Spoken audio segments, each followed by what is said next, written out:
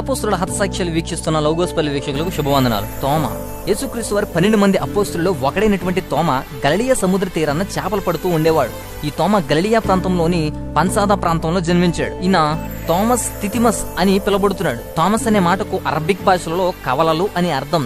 తితిమస్ అనే మాటకు గ్రీక్ భాషలో కవలలు అని అర్థం. అటు అరబిక్ భాషలో కవలలు, ఇటు గ్రీక్ భాషలో కూడా కవలలే. కాబట్టి థామస్ కవల పిల్లల్లో ఒకరని తెలుస్తుంది. కొందరైతే ఇది ఆయన బిరుదని, ఆయన అసలైన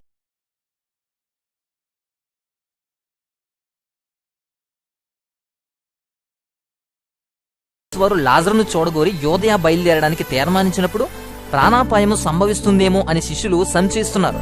అప్పుడు యేసుక్రీస్తు వారు లాజరు చనిపోయినని స్పష్టంగా చెప్పారు.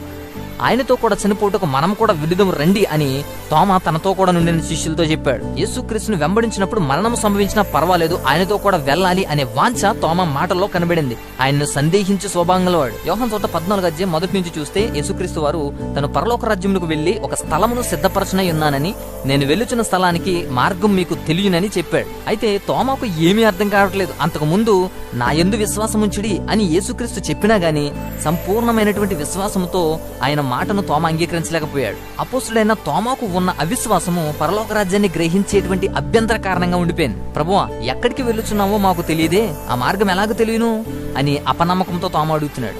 అందుకే యేసుక్రీస్తు వారు నేనే మార్గమును సత్యమును జీవమును అని ఖచ్చితంగా చెప్తున్నారు. పునరుద్ధానము తర్వాత కూడా తోమ తన అవిశ్వాసం వ్యక్తపరిచాడు. తోమ తప్ప మిగతా శిష్యులందరూ ఒక చోట కూడి ఉండగా పునరుద్ధానుడిని యేసుక్రీస్తు వారు ప్రత్యక్షమయ్యారు. దానిని గూర్చి వినిన తోమ నమ్మలేదు. క్రీస్తు పునరుద్ధాన శక్తిని గాని శిష్యుల సాక్ష్యమును గాని అంగీకరించలేదు. ఈయన నేను ఆయన చేతులలో మేకుల గుర్తులను చూసి నా వ్రేలు ఆ మేకుల గుర్తులో పెట్టి నా చెయ్యి ఆయన పక్కలో ఉంచితేనే గాని నేను నమ్మను అని బొత్తిగా నిరాకరిస్తున్నాడు. యోహాను సువార్త 20:25 ఆయనకు 8 దినాలు గడివి ఉన్నాయి. అయినా గాని తోమ అవిశ్వాసం మారలేదు. 8 దినములైన తర్వాత ఆయన శిష్యులు మరలా లోపల ఉన్నప్పుడు తోమ వారితో కూడా ఉన్నాడు. తలుపులు మూయబడి ఉండగా యేసుక్రీస్తు వారు మధ్యన నిలిచి మీకు సమాధానము కలుగుగాక అన్నారు. తర్వాత తోమాను చూసి నీ వ్రేలు ఈడి చాసి నా చేతులు చూడుము, నీ చెయ్యి చాచి నా పక్కలో ఉంచి అవిశ్వాసివి గాక విశ్వాసయ్యుండు అన్నాడు. యోహాను సువార్త 20:27 లేఖనంలో చూస్తాం. అంతలో ఒక గొప్ప మార్పు కలిగింది. తోమ అవిశ్వాసము, విరక్తి ఆయన నుండి తొలగిపోయాయి. ఒక నూతన వ్యక్తిగా, నూతన విశ్వాసగా రూపొందాడు. నా ప్రభువా, నా దేవా అని తన విశ్వాసమును గొప్పగా ఒప్పుకున్నాడు. ఈ స్థిరమైన విశ్వాసము ఇతర శిష్యుల కంటే ఎక్కువ దూరం పయనించి క్రీస్తు కొరకు మరణించినంత మనోధైర్యాన్ని కలిగజేసింది. ఒక అనుమానాస్పదమైన వ్యక్తి క్రీస్తు తన గాయాలను చూపించి స్థిరమైన విశ్వాసగా మార్చారు. యేసుక్రీస్తు శక్తి ప్రభావాలకు తోమా యొక్క మార్పు ఒక ఉన్నత సాక్ష్యం. తిబెరియ సముద్ర తీరాన యేసుక్రీస్తు వారు శిష్యులకు మరలా ప్రత్యక్షమైనప్పుడు తోమ అక్కడున్నాడు. యోహాను సువార్త 21:2 ఉంది. అలాగే మేడగదిలో కూడి ఉన్నప్పుడు శిష్యులతో కూడా తోమ ఉన్నాడు. అపోస్తలుల కార్యాలు 1:13. అయితే ఈ థామస్ యొక్క సేవను చూస్తే మెసొపొతేమియానందున్నటువంటి ఎడిసా అనేటువంటి పట్టణంలో తన సేవను ప్రారంభించాడు. అక్కడ ప్రారంభించి తోమ అపోస్తలుడైన తద్దయితో కలిసి బబులోనుకు వెళ్ళాడు. అటు తర్వాత తాను మాత్రమే ఒంటరిగా పారసికా దేశమందున్న అబియాబినీలో సేవ చేయడానికి వెళ్ళాడు. ఆ కాలమందు ఐగుప్తు, పాలస్తీనా అనే దేశాల మధ్య జరుగుతున్న వ్యాపారాన్ని బట్టి పరస్పర సంబంధాలు ఉన్నాయి. ఇదంతయు కూడా పారసికా దేశం మీదగానే జరుగుతాయి. పూర్తి అన్యస్థితిలో ఉన్నటువంటి భారతదేశాన్ని గురించి విని తోమా గారు బయలుదేరి మన దేశానికి వచ్చారు. అప్పుడు గంధారమును పరిపాలించాడు ఒక రాజు. ఆ గంధారాన్ని ఇప్పుడు పంజాబ్ అని పిలుచుకుంటున్నాం. ఈ పంజాబ్ ని ఒకనాటి కాలంలో రాజైన కుందపోరస్ అనేటువంటి రాజు పరిపాలిస్తూ ఉండేవాడు. ఈ రాజైన కుందపోరస్ వద్ద కట్టన నిపుణిగా క్రీస్తు శకం 49లో చేరాడు. ఈ గంధారం యొక్క యువరాజు ఘాట్. ఈ యువరాజైన ఘాట్ మరణించినప్పుడు తోమా అతన్ని తిరిగి బ్రతికించాడు.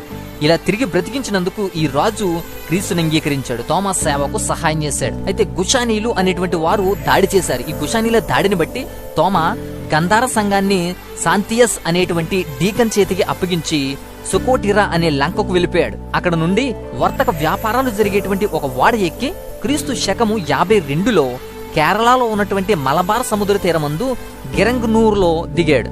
అప్పుడు మూసిరీస్ అని పిలువబడుతున్న ఈ ఓడరేవు కొచ్చిన్ సమీపంలో ఉంది. ఈ మలబార్ సముద్ర తీరం ప్రస్తుతం కేరళలో ఉంది. ముసిరీస్ అని పిలువబడేది అప్పుడు కొచ్చిన్ లో ఉండేది. పాలూరు, గిరంగనూరు, పారూర్, కోకమంగళం, కాయల్, నిరణం, కొల్లం అనేటువంటి 7 స్థలాల్లో సంఘాలను స్థాపించాడు. ఈ సంఘాలు తరువాత మార్తోమా సంఘాలు అనబడుతున్నాయి. ఈ సంఘాలని పరామర్శించడానికి 2 అభిషేకించి వారికి బాధ్యతలు అప్పగించిన తర్వాత తోమ తూర్పు తట్టు ప్రయాణం చేశాడు. పలు ప్రాంతాలు తిరిగి అనేకులను క్రీస్తులోనికి నడిపించాడు. పాండ్య రాజులలో ఒకరిని కూడా యేసుక్రీస్తుని వెంబడించడానికి నడిపించినట్లు చెప్పబడుతుంది. మన దేశపు తూర్పు దిరిగి చేరినటువంటి తోమ అక్కడ నుండి సముద్ర మార్గము ద్వారా చైనా దేశానికి వెళ్ళాడు. చైనా దేశం వెళ్లి అక్కడ కొంతకాలం సేవ చేశాడు. తరువాత తిరిగి మరల మన దేశానికి వచ్చి ప్రస్తుతపు చెన్నై పట్టణ ప్రాంతంలో తన సేవను కొనసాగించాడు. మైలాపూర్లో తోమా సేవ చేశాడు. మైలాపూర్లో తోమా చేసిన సేవను చూసి కాళికా దేవత గుడి యొక్క పూజారులు ఆయన్ను చంపడానికి పన్నాగాలు పన్నారు. మిస్తి అనేటువంటి రాజు అక్కడున్నాడు. ఈ మిస్తి అనే రాజు కూడా వారికి సహాయం చేశాడు. లిటిల్ మౌంట్ అని పిలువబడేటువంటి స్థలంలో ఒక గుహలోనికి వెళ్లి ప్రార్థించడం తోమాకు అలవాటుగా ఉంది. అలా ప్రార్థించేటప్పుడు ఈ పూజారులు వచ్చి ఆయన బల్లెంతో పొడిచారు. బహు గాయాలతో తీవ్రంగా గాయపడినటువంటి తోమా బహు ప్రయాసతో ప్రాకుతూ ఒక స్థలానికి చేరుకున్నాడు. ఆ స్థలాన్ని ప్రస్తుతం మనము సెయింట్ థామస్ మౌంట్ అని పిలుచుకుంటున్నాం. ఈ సెయింట్ థామస్ మౌంట్ అని పిలువబడుతున్న స్థలానికి చేరి అక్కడ నాటబడి ఉన్న సిలువను హత్తుకుని ప్రాణాలు విడిచిపెట్టేశాడు. క్రీస్తు శకము 72వ సంవత్సరము జులై నెల 3వ తేదీన ఆయన మరణించాడని చెప్తున్నారు. ఆయన శిష్యులు ఆయన మృతదేహం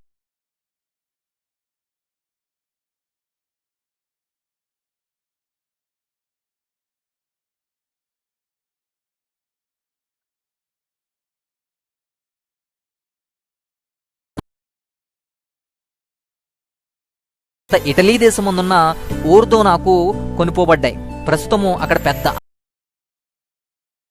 1952లో పోర్చుగీసు వారు మైలాపూర్ ఆలయమందు తోమా ఎముకల్లో ఒకటి మరియు ఆయన చంపిన బల్లెం యొక్క కొనను కనుగొని వాటిని గోవాకు తీసుకుని వెళ్లారు.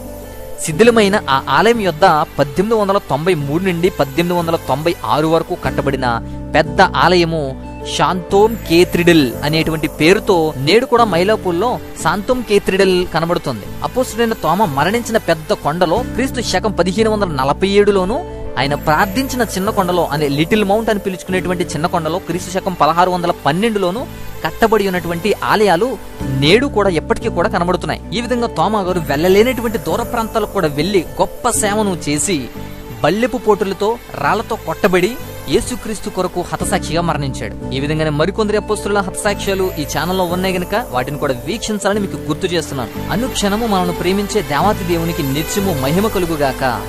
ఆమేన్.